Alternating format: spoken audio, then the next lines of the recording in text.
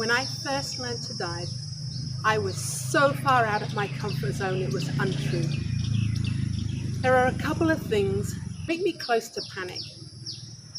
One of which is things which are tight around my neck, and the other is feeling like I can't breathe.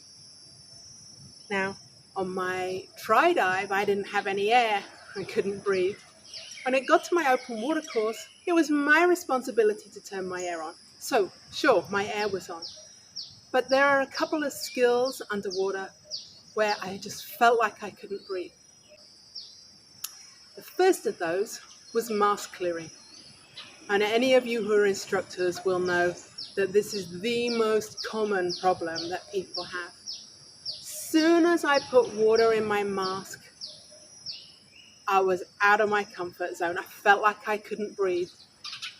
Even when I only had a little tiny bit, and I still had my regulator in my mouth, I could breathe. But in my head, water on my nose said I couldn't breathe.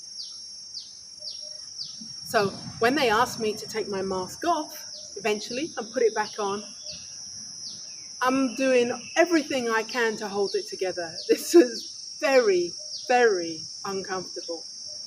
And I was one of those who didn't really master it. I took my mask off, I put it back on so quick because I'm not comfortable with it being off. When it came to regulator recovery, I can hold my breath perfectly well for 30 seconds. I can stand here and blow out gently for almost 30 seconds. But underwater, when I had to find my regulator, take it out, lean to the side, look for the regulator and put it back in. It took maybe 10 seconds, but 2 seconds after I took it out, I'm thinking, I've got to breathe, I've got to breathe, I've got to breathe. But this is all in my head still. Obviously, I eventually did it, but it was not something I found easy. When it came to things around my neck, I found that I was stood on the side of the pool trying to do a giant stride entry.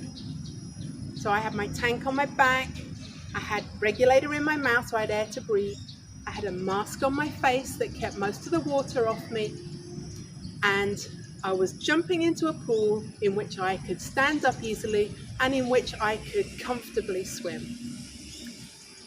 And I was there having a panic attack.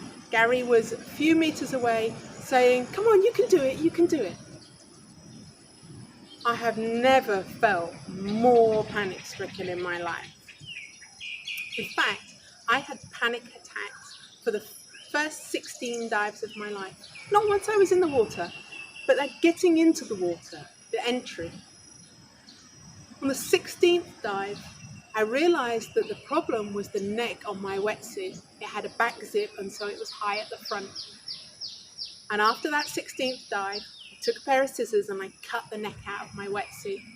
And I've never had a panic attack since. Now, if this happens to you and you're wearing rental equipment, you can't go taking a pair of scissors to the wetsuit. But there are a couple of things you can do. First, you can get someone to help you undo the Velcro and maybe undo the zip a little way so that you've got more room around your neck.